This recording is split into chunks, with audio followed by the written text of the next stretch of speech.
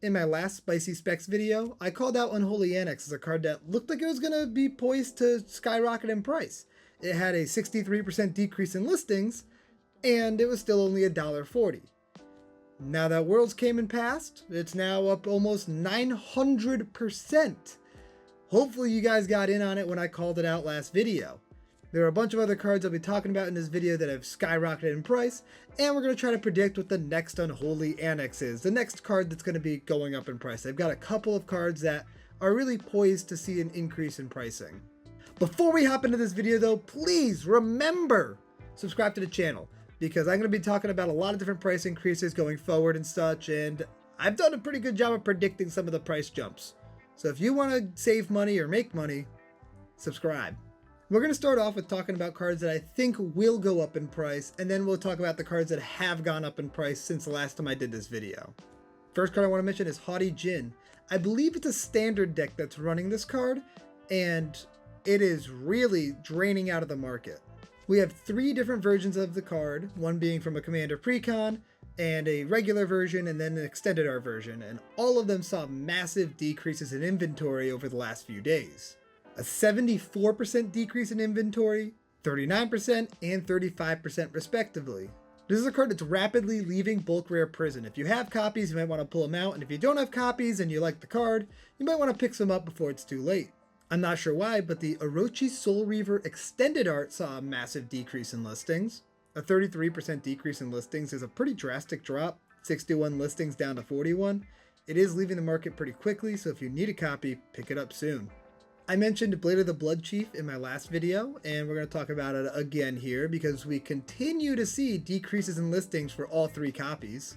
And these decreases are massive, with 2 of the versions having over 60% decrease in listings. Huge numbers here.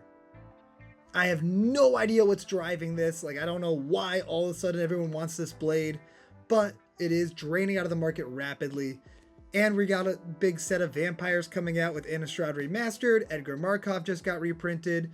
People are going to want to build Edgar now that he's cheaper. This is a good card for that deck because it's good with vampire synergies. Seems like a card that people will want to pick up to throw inside of their new Edgar Markov decks now that he's more accessible. And this movement was happening before Edgar was announced as a reprint in the Innistrad Remastered set. So there could be increased demand further than what we're already seeing. As always, we gotta talk about the Lord of the Rings set because everything in the Lord of the Rings just keeps draining out of the market. Showcase Scrolls cards, Surge Foil cards, and Extended Art Surge Foils that are all moving pretty drastically. This has been a week-to-week thing. Every week we have more and more of these that are moving. I wouldn't be selling any Lord of the Rings stuff, and if you're trying to complete your set, you should probably do that sooner than later. You should have been doing that weeks ago. We're seeing continued movement on Bruvok. Last time I talked about his retro frame, but now the irregular version is really draining out of the market pretty hard. Might be due to that 10 power mill creature, the 10-1 that can't be blocked but mills people. I could see that being a reason. It's really good in that deck. We have a couple of Jumpstart cards that are moving out of the market right now. I'm not really sure why for these either, but they're both cards I really like. Nayeth, who I actually have a commander deck for, very fun commander deck, saw a 33% decrease in listings. Along with Zask, a card that I've been meaning to build. I've got a stack of cards for Zask, and I just haven't narrowed it down yet to what I want the actual deck to be like. But another card from Jumpstart that's seeing a 29% decrease in listings. People are still on the this might get unbanned in Commander wave with Recurring Nightmare, just saw a massive decrease in listings again. No clue as to why, but Sword of Kaldra has seen a massive decrease in listings and it's already jumping up a little bit in price. I'm assuming that the other pieces will also start moving, but they haven't yet at all. But we saw almost a 40% decrease in listings and a $3 jump on Sword. Assault Strobes saw a 21% decrease in listings. Not sure why. It has 1 printing and it's a very cheap way to give Double Strike. Seems like a pretty strong card, especially in a deck that cares about combat damage, but I'm not sure why the all of the sudden movement. Does seem like a great card though. Next up we have another card that was seeing a ton of play in Worlds, Jace Perfected Mind. All versions of Jace have seen a massive decrease in listings outside of one. And that one still hasn't adjusted at all in price, so that might be the one to buy if you're looking to pick up copies. The regular saw a 58% decrease with a $1.30 increase in price. Borderless was $56 and $1.60. Phyrexian, 44 and 71 cents. Step Incomplete, $42 and $2. However, the Phyrexian Step Incomplete only had an 18% decrease in listings and actually decreased in price. So if you need copies, that's the one that I would be purchasing right now because it is the cheapest. It hasn't seen much movement yet, and I can't imagine it doesn't follow suit with the other versions. Plus, it's arguably the coolest version. In the same vein, we have Archfiend of the Dross. Saw a ton of play in Worlds, and this thing is rapidly draining out of the market. Like, this thing went from bulk rare to worth a little bit before I was even able to make this video, but there are some versions that are still worth buying. But not the Step Incomplete Showcase Foil, because that thing went crazy, up $27. The regular version saw an 85% decrease in listings, but only a $1 increase in price. So that is a steal to grab. That thing is leaving the market instantly. Same thing with the Showcase, 81%, but only up $1.60. Fairy Mastermind was also seeing a bunch of play. The regular version's up to $12 after almost a 50% decrease in listings, but the extended art's lagging a little bit. That's a good one to pick up if you're looking to pick up Fairy Mastermind, because it only went up a couple of cents, like a little over a quarter. However, it still dropped 38% in listings, so it's following suit. No idea why, but Soul of Windgrace is seeing a big decrease in listings. 37% drop. If you know why, please let me know in the comments section. We have a couple of cheap removal spells that are seeing a lot of movement due to standard play. They're really good at killing Unstoppable Slasher, and by killing I obviously mean exiling, because you can't kill the thing. Anoint with Affliction and Elspeth's Smite, both seeing a lot of movement. They are only like uncommons, but if they see enough movement and they're seeing enough play in the meta, they will go up in price, and this is a penny stock essentially. There were some green-black decks in the top 8 of the Worlds, and some of the cards from that are obviously going to be more popular now. We have a few Glisses here that are all seeing a lot of movement. I mentioned Cacophony Scamp previously. It's still very good inside Standard and great in the Leyline of Resonance deck. Yes, Leyline got banned, but only on Arena in Best of 1. Not touched in Best of 3, and definitely not touched in Paper.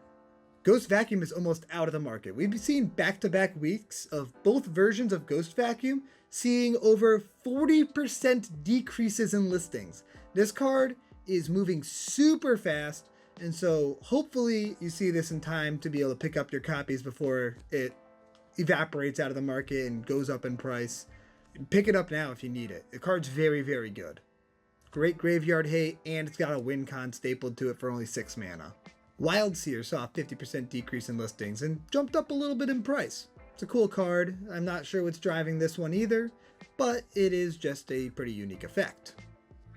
Another standard card with Snorse, the Snake Horse Caustic Bronco, 45% decrease in listings, little bit increase in price, but I see this continuing upwards. Card's just very good. Both White Border and Future Sight bordered cards from Mystery Booster 2 are continuing to drain out of the market. We should see an influx of inventory shortly with MagicCon Vegas just ending. That's another source for mystery boosters to be purchased. However, people actually have to list them for them to enter the market. If a lot of people don't list, the prices will probably hang on for a little bit and then continue to go up. I really think mystery boosters is a good investment. It's a very cool treatment, and the foil's awesome. Tempt with Bunnies is a goofy card that saw over a 40% decrease in listings. I think this card's fun. It's great in a token deck, great inside of like a group hug deck or a political deck. It's an interesting card and worth picking up. I love playing at instant speed, so I was a big fan of Valley Floodcaller when I saw it. I didn't expect it to get super expensive, but it's starting to move out of the market, and actually really rapidly. Both versions have at least a 39% decrease in listings, but the price has not followed suit, so you still have a chance to pick them up while they're cheaper. Unstoppable Slasher continues to drain out of the market. Card is a house in Standard. I mentioned Delny in multiple weeks. We have another Delny talk here. 2 versions, out of range. 2 versions have already gone up in price. They have spiked. But there is still one that hasn't really gone up in price yet, and it's still draining out of the market. So if you need Delny, really, you gotta pick it up by the next time I do one of these videos. all of them will have spiked and they'll all be more expensive than where they were when I first started talking about them. I mean, I think I started talking about this card when it was like $8 or $9. Now the most expensive version's almost $40. I hope you listen to me. And the last speculative card I want to talk about is Fountain Port. Fountain Port, great land, high utility. Both versions are creeping out of the market. 37% and 35% decreases in listings. Now let's talk about cards that have spiked. First one is one that I had mentioned previously, being the Hellish Rebuke Extended Art. I've been harping on Hellish Rebuke for a while now, and now the Extended Art has caught up to the regular version. Then we have some cards that are moving up in price due to Captain America from the Marvel set that's coming out. Excalibur already went up in price. That's a card people know about, but it's continuing to go up in price. I did mention this one also previously, but I did not mention Mjolnir. I didn't think about this card, and I didn't have enough time before I left for MagicCon Vegas to even notice this thing, but it moved out of the market pretty quickly, and now it's much more expensive. So if you opened Assassin's Creed, you better look for these two weapons since they're now worth some money. Showcase Scrolls Nazgul are getting expensive. We've got a couple of them here that you can see. I'm not sure what really caused this in particularly, outside of just Lord of the Rings being a good set to hold on to because people like it. Especially the Showcase Scrolls, those seem to be very expensive and hold their value. I mentioned Disrupting Shoal previously, and now it has spiked up pretty hard. One version significantly harder than the other though, so if you do need copies, you can still find some for like $5, but it's still a massive increase from where it was previously. The cheaper copies of Lotus Bloom are finally catching up. I mentioned this one as well, and now they're $6 to $8. Both versions of Meat Hook Massacre saw an increase in price, and this one is interesting to me because I really do see this as a card that is likely to be reprinted in Innistrad Remastered. It's a great money card for them to reprint there. It also is in that price range of being a good top-end card for a Secret Lair, so I can see it being printed there. I sold some Meat Hook Massacres in Vegas, and I'm not looking back. I don't think the card is great long-term right now. I do think that it's going to be reprinted probably in the near future. And the last card I want to mention is Edgar Markov. Not going up in price, but going down in price due to the announcement of its reprinting. This is a card that I predicted would be inside Innistrad Remastered. In a previous video, which you can hopefully find somewhere up here, as long as I remember to put it up there, I went through and tried to predict what all the mythics would be inside of the set, and Edgar was the one that stood out the most as most likely, and boom, it happened. I hope that anybody that watched that video and had Edgars lying around that they weren't actually using were able to sell them before the announcement came out. But Edgar being reprinted does mean that a lot of different vampire cards could start seeing movement. If I was personally trying to pinpoint which vampires would be worth picking up before the actual reprint happens, it would be some that are not from the Innistrad block, because Innistrad ones have a stronger chance of being reprinted in Innistrad Remastered with Edgar. If you can pick up some of the other ones that are outside of the Innistrad block, that seems like a good move.